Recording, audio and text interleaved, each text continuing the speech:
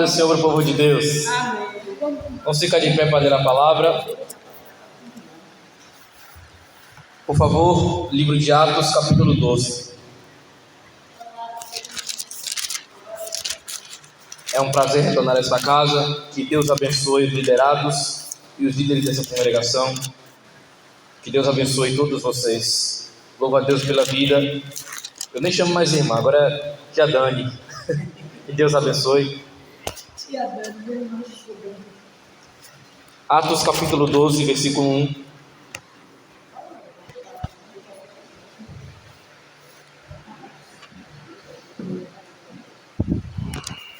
Quem achou, diga amém. Amém.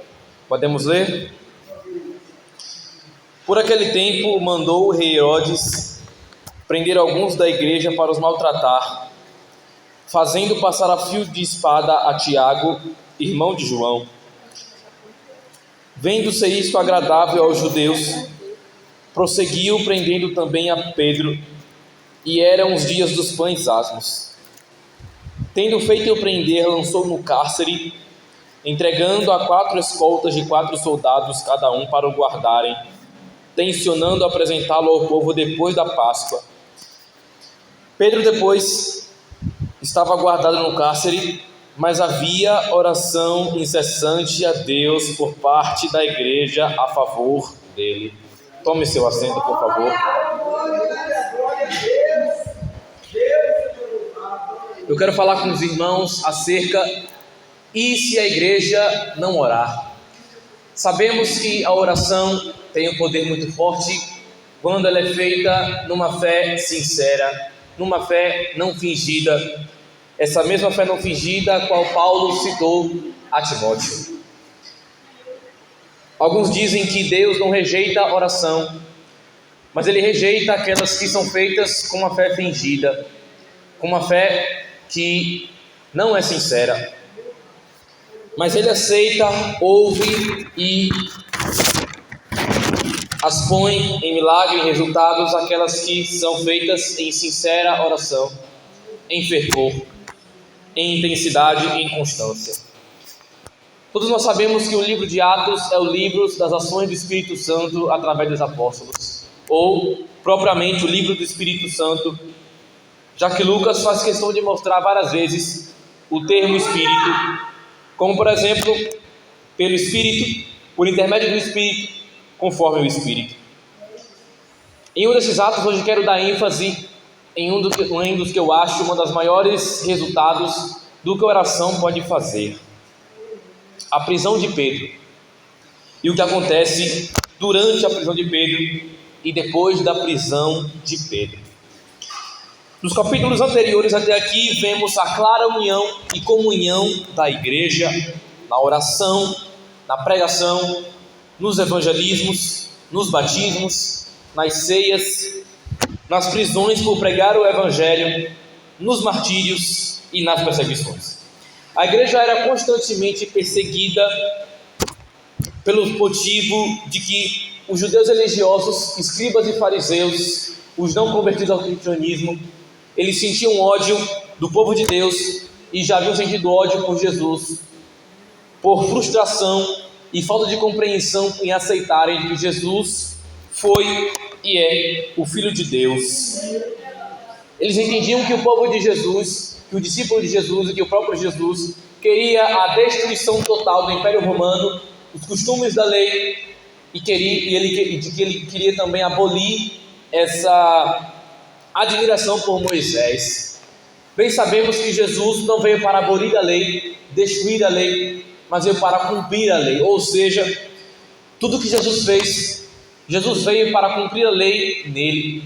O sábado foi cumprido nele, os 10 mandamentos foram cumpridos nele. Tudo da lei foi cumprido em Jesus. O tabernáculo, o sacerdócio, tudo. Jesus foi o sumo sacerdote. A guarda do sábado não é mais necessária, pois Jesus já veio aqui. O nosso sábado agora é em Jesus. Por isso que ele diz que a lei foi cumprida nele. A guarda do sábado físico não é mais necessária, pois nosso descanso é Jesus.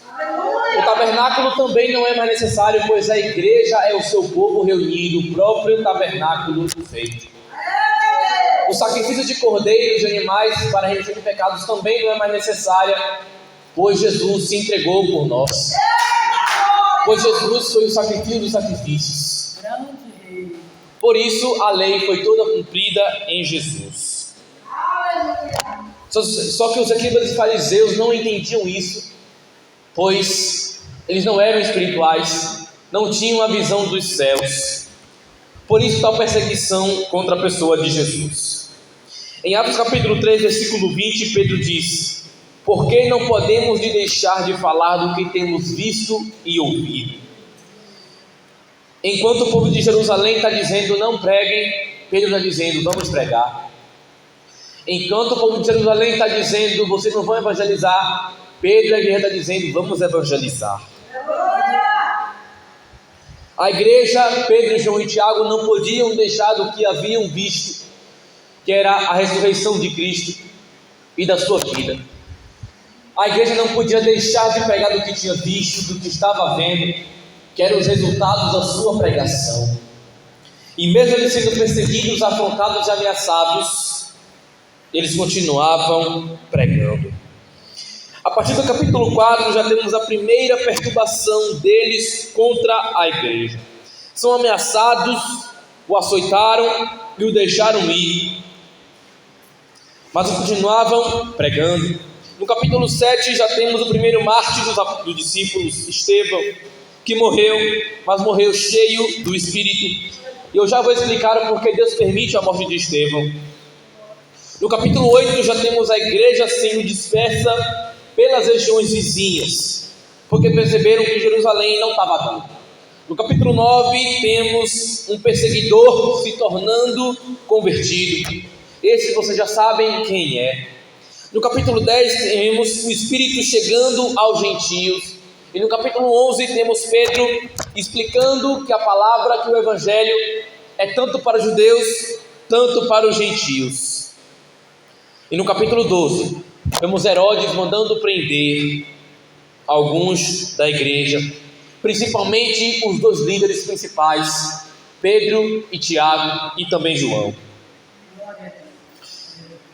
Alguns morrem e não deixam nem saudades, mas infelizmente Tiago morreu, o fio da espada. É uma pena. Só que Pedro eles queriam mantê-lo vivo por um tempo para trazer um motivo de escárnio ao povo. E assim lançaram na prisão. Mas o mais importante não é ele sendo preso, mas o que acontece enquanto ele está preso. O que acontece é depois dele ser preso. Eu disse aos irmãos que ia contar o motivo de Deus permitir a morte de Estevão. Deus permite a morte de Estevão porque isso favorece a primeira aplicação da mensagem, que é: Jesus havia dado uma ordem que era para ficar em Jerusalém e pregar o evangelho a toda criatura. Jesus não disse que era pregar o evangelho somente aos judeus, somente aos escribas, somente ao povo de Jerusalém, somente em Samaria, mas todo o confim da terra. Até o capítulo 7, o povo, a igreja fica em Jerusalém somente pregando, pregando e pregando.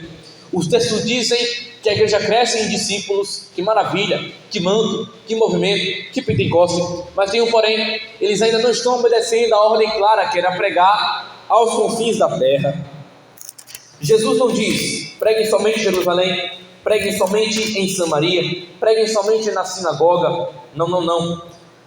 O que ele diz é: ficar em Jerusalém, porque vocês serão minhas testemunhas, tanto em Jerusalém, tanto em Samaria, tanto nos confins da terra. Em quantidade, não é por ordem, não é por numeração, é por quantidade.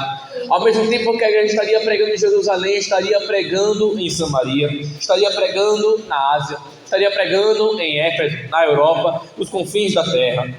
Ou seja, a igreja havia que ser dispersa há muito tempo atrás, mas eles permaneceram em Jerusalém. Por isso eu entendo do porquê que Deus permitiu a morte de Estevão, porque depois daquele capítulo acontece uma dispersão na igreja e todos são enviados por outros países. Pedro vai aos gentios, alguns ficam em Jerusalém e outros vão a outras partes da Ásia. E por assim vai, eles entendem qual que é a ordem de Jesus. Passado disso, chega no capítulo 8 e 9, onde o evangelho chega aos gentios, isto é, os não-judeus, os não-hebreus, isso somos nós. O evangelho só chegou a nós por causa da ordem de Jesus, por causa da obediência de Pedro e da igreja de levar o evangelho aos gentios. Enquanto a igreja questiona Pedro do porquê ele levou o evangelho aos gentios, Pedro está explicando: rapaz, eu entrei na casa de Cornélio, a gente começou a falar de Jesus, e agora desceu, agora subiu, não teve como evitar. O povo começou a falar em línguas, o povo começou a rodar, não teve como evitar isso aí não, meu irmão, não teve jeito. O povo foi tomado pela glória. E assim a igreja entende que o Espírito, que a promessa é e foi para todos. Aqui temos Pedro já preso, pela mão de Herodes Agripa I. A igreja, sabendo da prisão de Pedro, orava fervorosamente e constantemente por ele, e por causa disso algo sobrenatural acontece lá. No versículo 7 em diante, um anjo entra lá dentro, iluminando tudo, solta Pedro das algemas, manda ele calçar a sandália, manda ele ficar de pé e manda Pedro colocar uma capa. E o anjo acompanhava Pedro no meio da prisão, sem ninguém ter percebido. Com aquela capa que o fazia ficar transparente, o anjo colocou Pedro para fora da prisão e Pedro caiu em si. O texto usa a expressão caiu em si várias vezes. Significa caiu na real, como dizemos na nossa linguagem contemporânea. Pedro caiu na real e viu que o que havia acontecido era uma coisa real. Não era uma visão, não era um sonho, não foi um fantasma, não foi um pesadelo.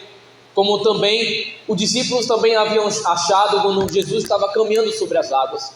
Eles achavam que era um fantasma, que era uma ilusão de ótica, que era um espírito qualquer, mas na verdade não.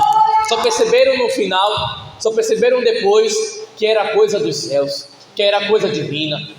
Muitas das vezes achamos que é algo do nada, que é algo fantasmagórico, que é uma ilusão de ótica, que Deus não está conosco, que não vai acontecer nada, que ninguém vai até lá para nos buscar, para nos levantar, para nos beneficiar. Às vezes achamos que é apenas um fantasma, apenas uma ilusão, que a promessa cessou, que a profecia cessou, mas na realidade Pedro havia caído em si e percebeu que era uma visão real. Ele havia percebido de uma hora para outra que havia saído da prisão. As algemas nos seus pulsos haviam sido retiradas e ele já estava fora das mãos de Herodes. E como é que ele saiu daquela prisão? Ele saiu por causa da oração da igreja. Depois daquele momento, Pedro sai dali e vai para a casa onde o povo de Deus estava orando. Chegando ele lá, ele bate na porta e o povo pergunta: é a voz de Pedro? Só que ficam espantados e dizem: não, não é a voz de Pedro, é uma ilusão, é um fantasma, é um anjo de Pedro. Eles abrem a porta e realmente percebem que é Pedro. Não foi uma ilusão de ótica, não foi um fantasma, não foi um arrebatamento, foi real. Deus enviou o anjo lá para tirar Pedro da prisão, porque era necessário ainda a vida de Pedro, a presença de Pedro. O martírio de Pedro ainda não era para acontecer.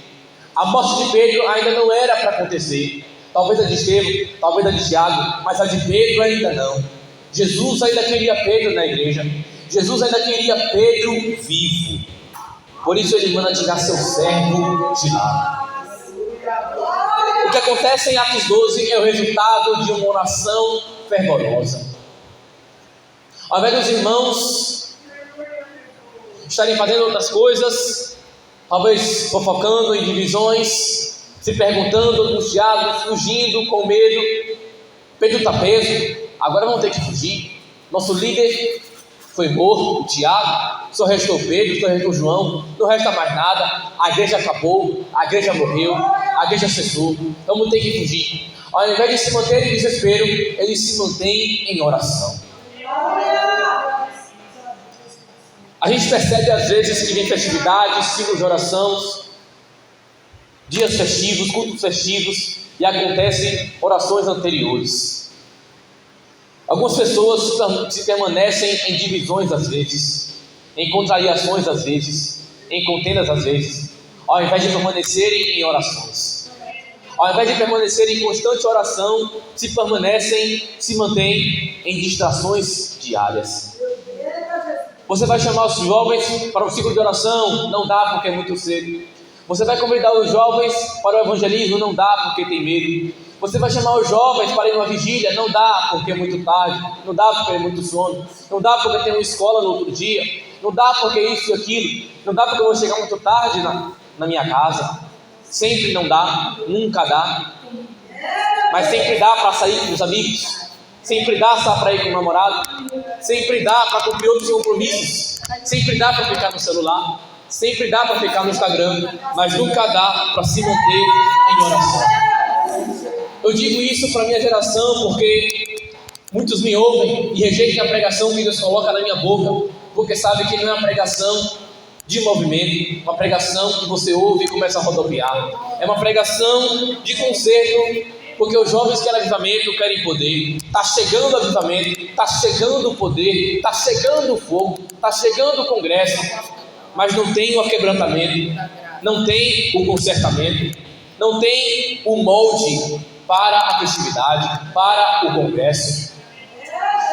Atos 2 só aconteceu porque já havia uma promessa, já havia um conserto, já havia uma instrução, já havia uma profecia, já havia uma ordem. Não aconteceu por causa da oração do dia, da presença do dia, mas aconteceu por causa da oração dos 10 dias. Já aconteceu porque já havia uma promessa em Joel 2:28. Os jovens teriam visões, vocês profetizarão, derramarei meu espírito sobre toda a carne. Já havia uma promessa muito antes, já havia um conserto muito antes. A maioria dos nossos jovens querem fogo, querem poder, mas não querem se manter em oração. Eu assisti um vídeo no Instagram ontem, onde um certo pregador, qual me fugiu o nome, dizia que galardão é só para quem trabalha. Eu até pus isso no grupo da minha igreja, para eles verem. Galardão é só para quem trabalha, resultado é só para quem ora, milagre é só para quem jejuma. Eles não querem jejuar porque não querem sentir a dor do jejum do estômago. Não sabem o que é colocar a cara no pó, não sabem o que é orar por 10 dias, não sabem o que é campanha, não sabem o que é ciclo de oração, não sabem o que é matutino, não sabem o que é buscar Deus na madrugada, não sabem o que é estar aflito em buscar uma mensagem enquanto Deus não está respondendo, não sabem o que é falta de resposta numa oração, não sabem o que é calúnia, não sabem o que é perseguição, não sabem o que é fortificação na graça, porque não busca. A igreja orou em Atos 12 e teve resultado. Sabe o que é isso? Constância. Quando você tem constância, Deus responde. Quando você tem constância, Deus age. Aleluia, Deus. Glória A unção de Deus não é unção, como diz um certo pastor, fast food. Peça agora e receba agora. Não é de graça, não é de qualquer maneira. Tem que haver uma constância, tem que haver um fervor muito antes. Olha o que Paulo diz a Timóteo: lembra-te da fé não fingida que existia em ti e que existia na tua mãe e na tua avó. Já era muito antes, era uma oração muito antes. Timóteo foi instruído desde pequenininho, já havia uma oração antes. Pedro só foi solto porque a igreja já havia orando há muito tempo. Pedro só foi libertado do cárcere porque já havia uma oração há muito tempo. Não deixe de orar, não deixe de buscar. Se você está em uma campanha, continue. Se você está em fervor, continue, porque o agir, a resposta virá e não tardará. Quem crê nessa mensagem, diga glória a Deus. Glória a Deus. Amém. Glória a Deus. Eu quero encerrar com 3 tópicos bem rápidos. Jamais deixe de fazer o que Deus mandou. Nós vemos a consequência da igreja de não obedecer a ordem de Deus primordialmente, que era pregar o evangelho fora de Jerusalém. Por isso Deus permite a morte de Estevão. Eu falei que era para pregar fora de Jerusalém, vocês não obedeceram, aí, resultado. Algumas pessoas se frustram, desistem, perdem a força porque não obedeceram primordialmente, inicialmente a ordem de Jesus. Deus está mandando o camarada pregar e ele não quer pregar. Deus está mandando ela ou ele cantar e ele não quer cantar. Deus está mandando ele evangelizar, não quer evangelizar. Deus está mandando ele jejuar, ele orar, não quer jejuar, não quer orar. Porque muitas vezes está no comodismo, está no conforto, está no conformismo. Ele não obedece e sofre as consequências. Aí chega no culto, aí paga de bebê, paga de menino, porque não obedeceu, não se sacrificou e agora paga preço. Isso é o quê? Falta de obediência. Eu imagino, se a igreja não orasse naquele dia, Pedro seria morto assim como foi Tiago. Pedro continuaria preso, Pedro continuaria encarcerado, mas não, a igreja obedeceu. Talvez no meio dos profetas Deus falou assim: ora por Pedro, ora pelo meu servo, ora pelo meu filho, ora pelo meu apóstolo, e a igreja orou. Eu imagino a força daquela igreja orando por Pedro, dizendo: eu não sei como é que está lá o negócio, não sei se ele já foi morto, não sei como é que ele está, não sabemos nem aonde Pedro está, mas vamos orar pela vida de Pedro. Isso é obediência. 2. Quando a igreja se une, o inferno perde. Eu li com os irmãos em Atos 3:20, onde Pedro disse: não podemos deixar de pregar o que temos visto e ouvido. Enquanto a igreja estava pregando, gente estava sendo morta, estava sendo presa, estava sendo açoitada, ameaçada. Enquanto a igreja estava orando, pregando, evangelizando, fazendo discípulos, batizando em nome de Jesus, tinha gente sendo presa, ameaçada, torturada. Estava Saulo lá, devastando a igreja, colocando o povo crente para fora, fazendo o povo negar Jesus. Mas enquanto isso, o inferno também estava perdendo, porque muitos judeus haviam se convertido. Em Atos 9, perseguidor se torna perseguido. Saulo está lá, achando que é o bambambam, achando que é o dono de tudo, que é o bico duro de tudo, mas não, ele está indo ao caminho de Damasco para prender crente, e Jesus está lá, derrubando ele, cercando o calor e dizendo: Saulo, Saulo, por que está perseguindo o meu povo? Enquanto o inferno está achando que pode derrubar a igreja, Deus está dizendo: não, eu estou enviando gente para crescer a igreja. Enquanto o diabo está achando que pode derrotar, matar a igreja, derrubar o povo, matar o movimento, Deus está dizendo: não, eu estou enviando fogo, estou enviando gente, estou enviando servo, eu estou enviando filho para continuar com o avivamento, para continuar com o povo, para crescer o povo. Se a igreja não se unisse, Pedro morreria naquela prisão. Se a igreja não se unisse, Pedro continuaria preso, mofando na cadeia. Mas não. Quando a igreja se uniu, o inferno perdeu. Quando a igreja se uniu, Pedro saiu da prisão milagrosamente pela segunda vez. Quando Deus manda pregar a palavra, não tem diabo, não tem contenda, não tem biquinho pro lado. Quando Deus manda pregar a palavra, manda entregar a profecia. Quando Deus manda fazer o negócio, é para fazer, porque o inferno não vai resistir. Onde tem a palavra, cala a boca a serpente, porque é a palavra que fala. Onde tem servo de Deus, não tem macumba, não tem prato, não tem olvidar, não tem farofa. É o servo de Deus que está agindo. Não tem inferno que segure um adorador. Roma não parou a igreja, o Coliseu não parou a igreja, e não é agora que centros de macumba irão parar a igreja. Não é agora que o comunismo vai parar a igreja. Não é agora que o socialismo vai parar a igreja. Não é agora que Lula e seus votados vão conseguir parar a igreja. Não é agora que igrejas inclusivas vão conseguir parar a igreja. Não é agora que grupinhos LGBTs vão parar a igreja. O mundo não tem vergonha de suas carnalidades, de suas imoralidades. A gente também não tem vergonha de pregar o evangelho. Pode colocar a nossa cabeça num prato, a mensagem vai ser pregada. Pode ter biquinho pro lado, a mensagem vai ser pregada. Pode não ter agenda, pode não ter convite, pode não ter ninguém no centro de oração, mas a mensagem está sendo pregada. Pode te colocar para fora do grupinho, mas a mensagem vai ser pregada. Pode te colocar para fora da panela, mas a mensagem vai ser pregada. Pode te rejeitar, mas a mensagem vai ser pregada. Pode não te aceitar, mas a mensagem tem que ser pregada. Em Atos capítulo 1 a gente vê Jesus sendo elevado aos céus, sendo aceito nos céus.